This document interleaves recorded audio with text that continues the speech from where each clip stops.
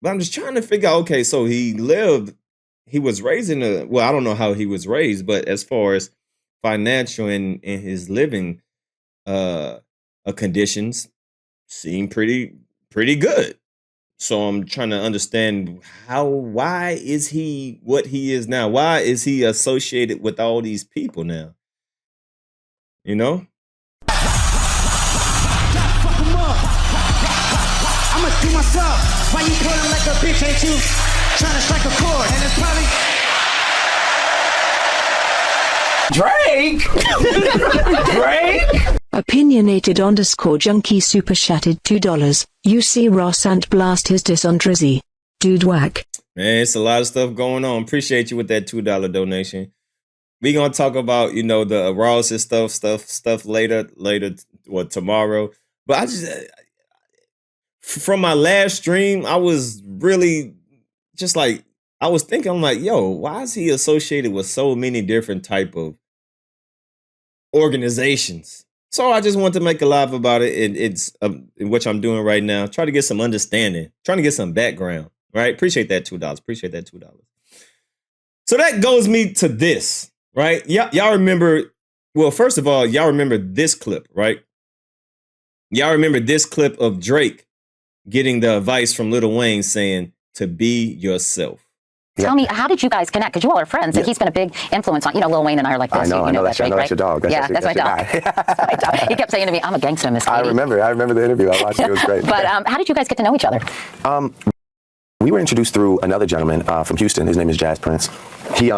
He found me on MySpace and loved my music on MySpace. And he was like, man, I know Lil Wayne, and I'm going to play him your music one day. And I was just like, yeah, right. You never really, I didn't buy it at first. And then, and I'll never forget, one day I was getting, we started, we formed a relationship, and we used to talk and chop it up, and chop it up is like, converse. Thank you. I kind of figured that out, but thanks for the translation.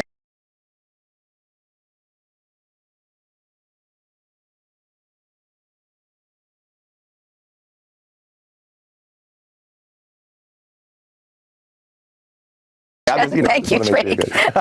And so yeah, we would talk, and he called me one day, and I was in the barbershop getting my haircut, and he was like, but it's, he called me from his number, but it was like, and the phone rang, I picked it up, and it was like, yo, and I was like, you probably know that voice. I was like, hello. I was like, yo, what's up? I was like, this doesn't sound like my friend, and he's like, yo, what's up? It's Weezy, and it was, it ended up being Wayne, and he was like, I'm starting this thing called Young Money, and I'd really love for you to be a part of it, so I want to fly you out to Houston and meet you, and he did just that the day after, and that formed our relationship. And I was like this quiet kid in the corner of the bus, you know, while everything was going on around me. And the Carter 3 was just, I think it was like maybe 2 or 3 weeks away from coming out. And what a time. What a time. What kind of advice did he give you, or how did he help you kind of take your music to the next step?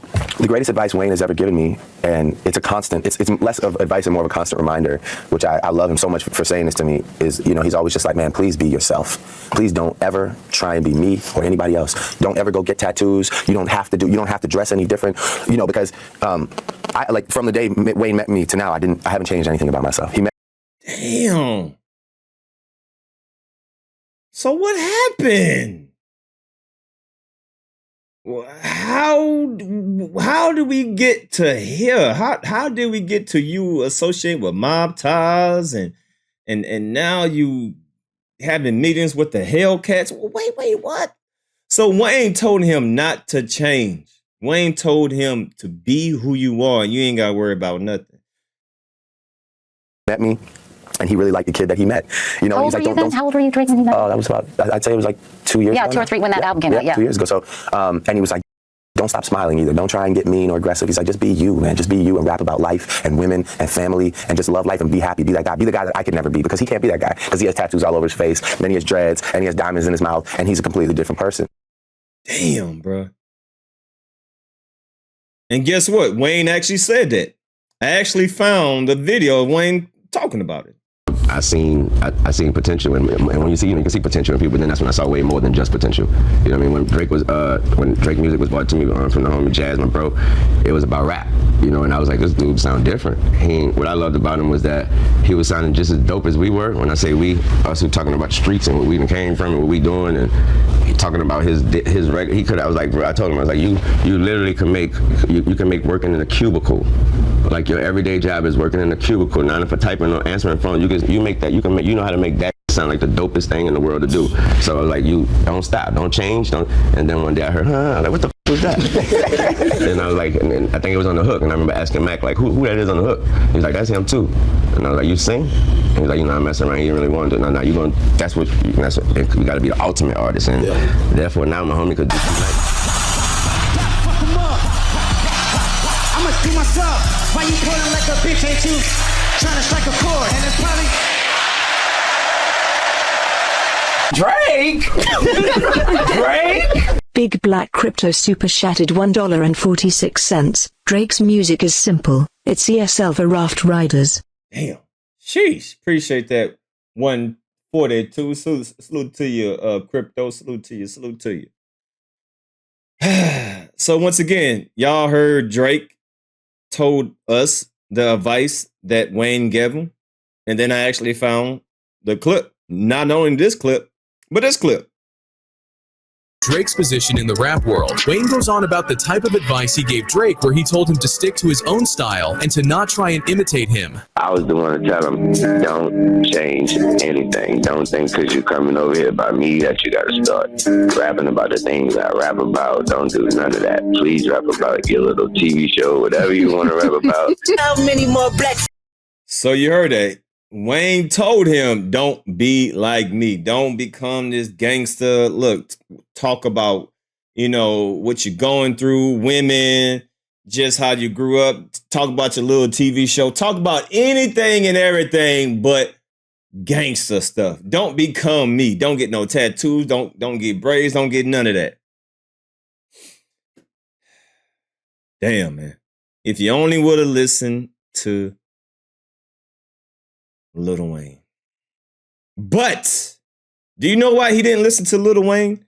And do you know why he's in the predicament that he's in? Let you hear it for yourself. This is why he's doing what he's doing.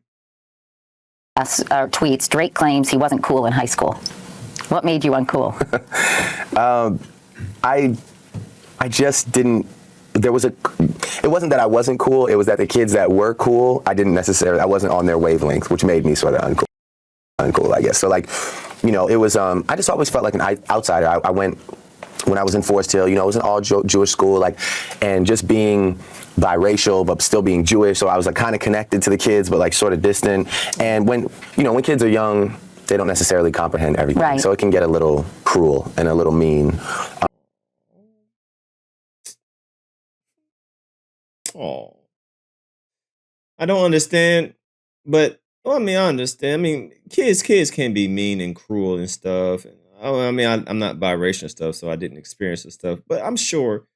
But okay, I get it. So you looked up, so you watch TV, you watch BET, you lived in a very nice household, which is not a bad thing.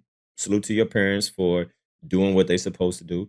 I would never talk down on anybody living in a good place. That's what I want to do for my children, right? I want to give my children the best that I can possibly do. So shout out to your parents. Nothing wrong with that at all. But it seems like, that kind of led you to do the things that you are doing now. I guess you wasn't cool. Guess you wasn't accepted. People was picking on you. And now you're getting your revenge. Sounds like now that you're an adult, now that you're in the position, now you're getting your revenge, kind of. Interesting. So I'm trying to get an understanding of. It's like I'm like, Drake, you don't need to be this person. Why are you associating yourself with all these different groups that you shouldn't be associated with? Because of your childhood, huh? Get it. You get teased a lot? Yeah. I got it. I got it. Definitely. Were you raised Jewish by your mom?